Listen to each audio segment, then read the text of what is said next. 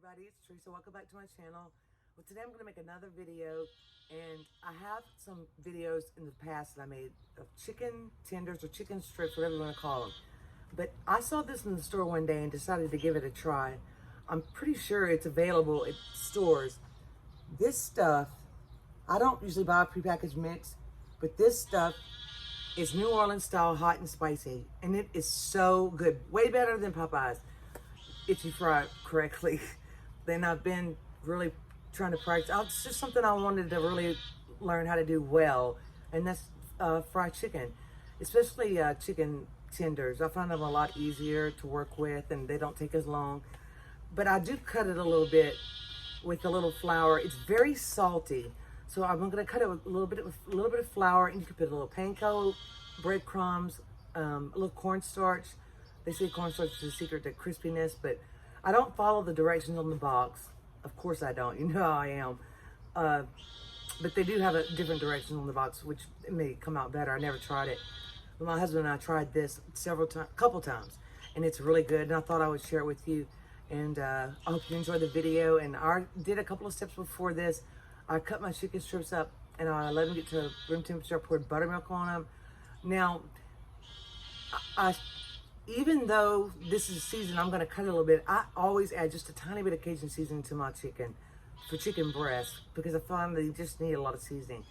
And some of it's going to come off, but I put a little garlic powder, and I also added 2 eggs to my buttermilk mixture to make it a little thicker. Anyway, I'll show you, but I let my chicken sit out a little bit because my buttermilk was cold, and you don't want to put ice cold chicken into oil, and you want to heat your oil up slowly. So I'm gradually heating mine up right now. And so we're gonna start breading it, and I'll show you how I mix it up. So here's my chicken. And you know, the correct method is you dip it in flour, then you dip it in your wet mixture, then you dip it in your dry ingredients. But for this recipe, I like to use just the buttermilk, and I added a little egg to it. I was actually saving some of my buttermilk for a chocolate cake I wanna make. So anyway, you can make it thicker if you want to. You can even add a little cornstarch to it. Here's the box. This should be enough to coat it. I'm gonna try to use my cake pan, something I won't make such a mess. This says it fries up to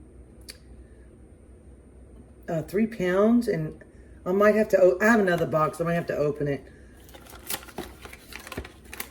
But you can just see the color of it.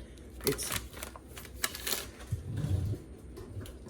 like I said, we cut it because it was so salty.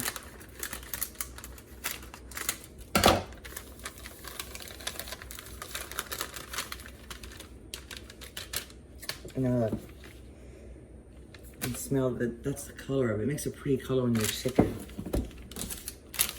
And I don't really measure exactly, unfortunately.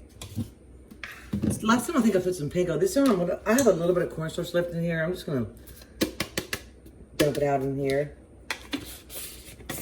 And then I'm gonna add a little bit of flour. That's about 3/4 of a cup. Because like I said, it's extremely salty. Let's see, let's just mix this up and see what we have. I just go by a lot. Find my favorite whisk. I'll just use this one. Maybe I should have done this in a different container. Anyway, when I do this, I make a mess. And you could even taste it and see how salty it is. I'm adding just a little bit more.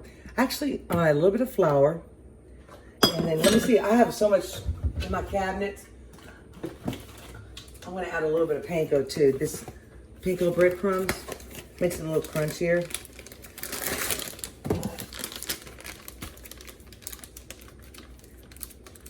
I don't know where my favorite whisk is. Oh, here it is. I found it. I have a bunch of whisk, and you know, you don't need all those.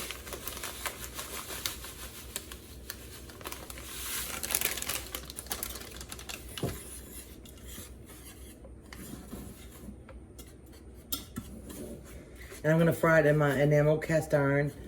And I'm gonna be honest with you, I've put it on the high burner and I put it on medium, and I already got it too hot. And what you do if you get it too hot is you just turn it off and let it come down.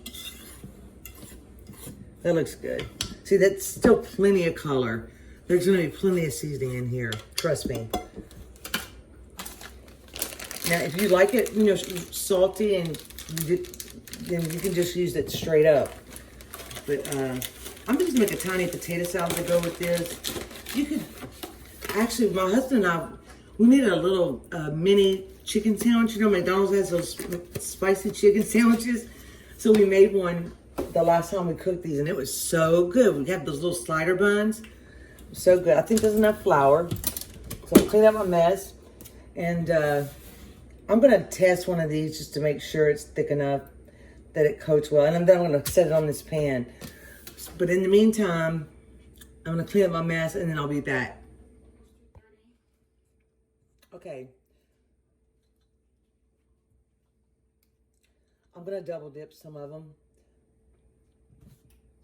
I may should have just left it as buttermilk and not put the eggs.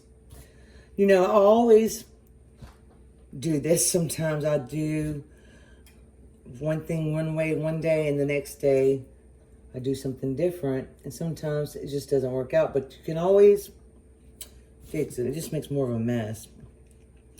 And it depends on how much coating you like. But I try to cut them all the same size, but it's kind of hard if you don't pound out the chicken breast, which I don't like to do. I had to put our oil back on, and I have it on medium-low so I can gradually bring it up. And I'm trying to just use one hand. You could use gloves, but I just make sure I scrub my hands after. And I always test one. So double dipping, I may run out of coating, because these chicken breasts were humongous.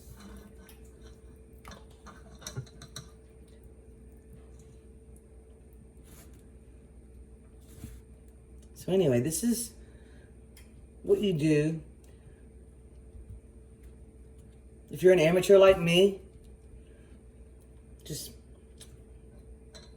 I don't like them. I like a little bit of crust on them for sure, but, and you want to take off the excess.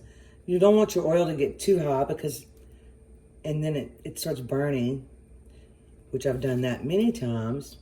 I'm gonna have to wash my hands after this. They're getting a little bit too. So I'm just gonna finish doing this. I think I'm gonna open me another box, mix up another concoction, and then I'll try to get these done, and we'll move to the stove.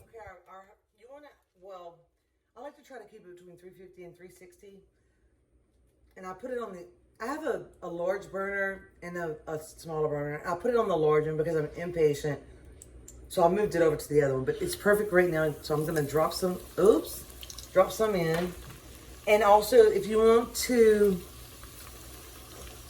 put these on a rack after you've read them, you can. I'm just not that picky. You don't want to overcrowd your pot.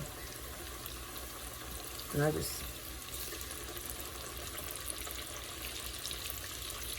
yeah, you can tell some of these were, I try to make them about the same thickness. And I have this, you want to put them on here, on a rack with paper towels. If you put them on paper towels, they get a little soggy. And also, if you want to keep them warm, put your oven on 200, and then as you cook them, you keep them in the oven and they stay warm. They're gonna take about 6 minutes, basically. And you gotta keep checking your temperature. See, that lowered it, but that's okay. I find it's still warmer than an electric stove. It really is. Oh, and by the way, from all the research I've done, which you can't tell by this video, all the research I've done, peanut oil is the best thing to fry chicken in. I don't have any peanut oil. If I was doing bone-in, skin-on, I would definitely go buy some peanut oil. But since I'm doing just chicken tenders, I'm just gonna use canola oil. And a lot of times if I don't want to use my timer, I just estimate, and you can kind of tell when they're done. And then if you want to know, just cut one open, the thickest one, and make sure it's cooked. Or you can stick a thermometer in it. It's normal for the oil to come down a little bit, and it'll come back up. Once you take the chicken out, you want to let it come back up a little bit gradually. If you put it on high, it gets too hot. Frying is really, I know some people make it look so easy. But frying for me is really, I guess because you have to be patient, and they already smell so good. I wish you guys could smell these. And Ella and I should make up a special sauce for these.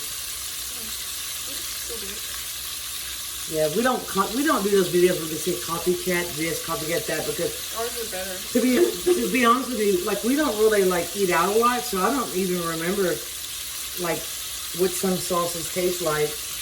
Like Chick-fil-A, I haven't been there in years, so I had no idea. I know you can buy it in the store, but you probably want to time these about 6 minutes. And the thinner ones are going to be cooked the fastest. Like, I think this one's cooked, so I'm just going to take it out. And I got to get busy braiding some other ones. Take it out, let it drain. This one, I really cut it odd. I just like to try to show people that, I don't know, I just like to show people that how much I love to cook. I research so many things that it all gets jumbled in my mind sometimes. When I tell you, it took me so long. If you ever watch my donut video, please watch it. I worked so hard for that, and they came out so well. And you know, you can't make donuts that often because they're so fattening. It's a labor of love, too. It takes a lot of patience. That's one thing that bread baking has taught me. It's a little patience. And some days I have more patience than other days. Ella's with me. She's just kind of quiet today. Sorry. She should be breading that chicken for me, but she's not. See, that one's a little big, but you can tell it's pretty cooked.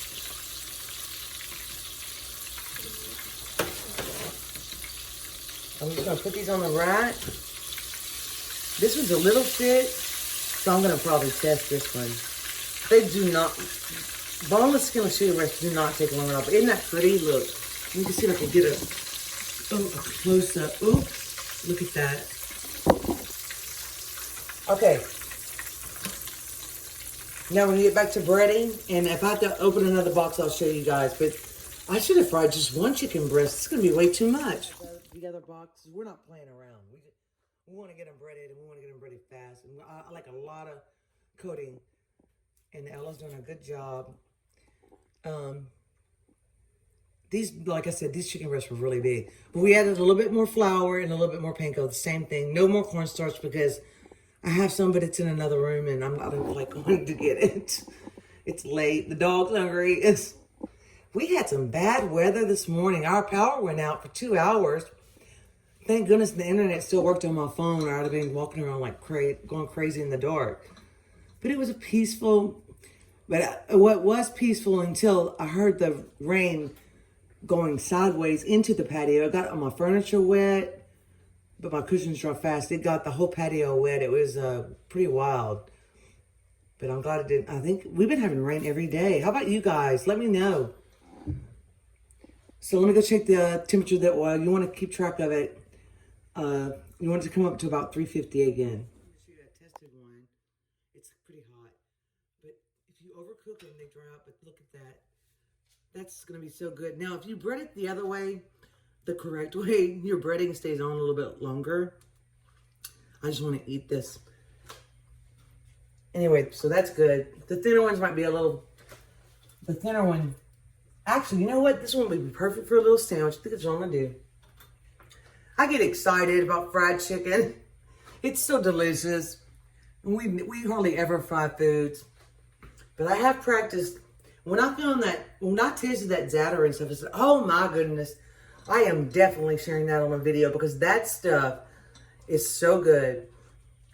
And Elle and I are working on trying to find where you know how people have the Amazon links? Elle and I are trying to work on getting me some of those links. It'll be a little while though because Ella's maybe going, I haven't said yes yet, on a trip. So I won't have a video for a little while. So I'm trying to work extra hard right now. I keep checking my temperature. I never turn it on high. Just be patient and wait for it to come up. 350. And I always forget what I'm saying. What was I saying, y'all? We're talking about the Amazon link. Oh, yeah. So I'm making a list of things like the Shosheng wine, like the Zatarain's, my Raging Cajun seasoning, the Instant Pot, you know, things like that I share with you guys because I feel really bad about the Shosheng wine, especially because it's hard to spell out and you have to really get the name of it correct because there's so many on Amazon and I think mine's really, really good and I think it's a really good addition to any, well, not any, but most Chinese dishes. It just gives you that flavor that you're kind of looking for. Okay, we'll be right back. It's almost time to put some more in. About 355 right now, which is perfect for me. It's easier for me to handle that temperature. And remember, it's going to drop when you put the chicken in. I have some odd pieces that I cut because those chicken breasts were so funny shaped. Does that make sense? Funny shaped? I don't know. I just make up words. You should ask Ella. I make up all kind of words. You know, I get that from my father. We're like, what'd you say, Daddy? He started laughing. Here's a long one. Now let's see if I can fit one more in there. You just take your time and do it in batches. Let's just try to move them around a little bit. You don't want to, when they first get in there, you want to let the coating kind of set. That one's, and you could probably use a little bit more oil. I was trying not to use a lot because, you know, the worst thing about, we used to fry only outside. The worst thing about frying is the smell in your house. But I find once I'm done, if I hurry up and put the lid on the pot, and if you like burn a candle or something, it goes away pretty fast. So I don't mind it that much anymore. I mean, it doesn't last forever. It's just a little smell. Now, if I burn my oil, then it stinks worse. All right. So I'm gonna fry these. I have grease all over. I made a mess. Look, we used all of the butter, milk, and egg mixture. It was a perfect amount. I'm sorry I don't measure stuff like that. I just coat it. I am gonna try to get better about measuring my ingredients. But for this, it's totally unnecessary. It's just by eye. So I'm going to fry these a few minutes and then I'll show you when I take them out. Second batch out, and now I'm letting my oil come back up to temperature. It went way down, and I put it on the big burner again because I got impatient. I'm sorry. So I'm watching it very closely. Also, if you have one of those skimmers, skim all these little pieces out and it keeps it from having that burnt smell or burning your oil. But the one I have is only used for like dusting confectioner's sugar and stuff. I never use it for stuff like this. So I'm just watching my thermometer. You know, if you're a pro, you don't even need a thermometer. You just fry. But here's what they look like so far. Like that. They look pretty good. I tasted one and it's not too salty and it's got a little bit of kick to it. So yeah, I think cutting it is just a good idea. because it's extremely salty. Yeah, it's coming up really fast now. So I'm going to wait. You want to wait. If you fry it at a low temperature, it sits in the oil too long and it becomes greasy. Also, I like frying in a taller pot because it doesn't make such a mess on my stove. Because that's very important to me. So when it comes back up to temperature, which is basically right now, I'm going to start adding some. When you bread these, you should put them on a rack because the breading stays on them a little bit better. But yeah, I need to see if the big burner is powerful.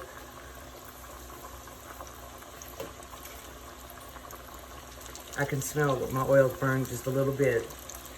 So I need to hurry up. So it's gonna drop it down a little. At 350, it's perfect right now. Anyway, so I fried about 6 minutes, and they seem to be cooked perfectly. So we'll be back to the last batch. And our temperature's at 330, which is a little bit low, but I only have 2, and these are pretty thin. They won't take long, but you want to make sure you keep an eye on them. And this one, we just cut. This was a thick one we cut. Look, you can see how juicy it is. This stuff, you guys, if you can get this Zatarain's mix, you have to try it. I mean, if you like Popeyes, like, this is better than Popeyes in my opinion. We live right by Popeyes. We never go there. But I'll tell you one thing. At lunchtime, they have a line in the street. The last time Ella got chicken strips at Popeyes, they were so thin. There was like no meat to them. We were so disappointed. See, that's probably cooked. That's pretty thin. You want them to stay juicy. Yeah, I should have made 1 chicken breast. These are... But you can heat these back up in the air fryer, and they're delicious. We haven't made a sauce yet. We don't know if we're going to, because they're kind of good without anything. We got them done, and I came close to burning my oil a little bit. It's kind of difficult for me sometimes to just take your time, and like I said, skimming that stuff off really helps. And I always wipe my stove, and I was just going to show you guys. I just move it off the burner, and then I just put my lid on it. And then in the morning, I'll pop it into an empty canola oil container. Let me just show you what they look like on the rack. These are so good. These are better than a restaurant, I have to say. We love them. Ella's making a sauce right now, but I think sometimes you could like dip them in a teriyaki. No, that'd be too salty. No, you should just make your sauce or ketchup. We didn't video it because we just kind of made it up. But it's mayo, ketchup, a little Raging Cajun seasoning, which is my favorite, a tiny dash of Louisiana hot sauce, and a tiny dash of Worcestershire sauce. We were just saying, how do you pronounce it? I always just say it like I said. I don't even care if it's right. But you guys know what I'm talking about. So I'm just going to pull me a little piece of it and taste it. But this is, I think I really might make me a sandwich. Like I said, you can heat these back up in the oven. They're so good.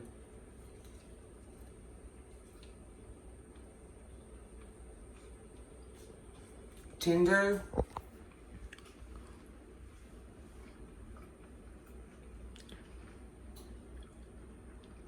Delicious.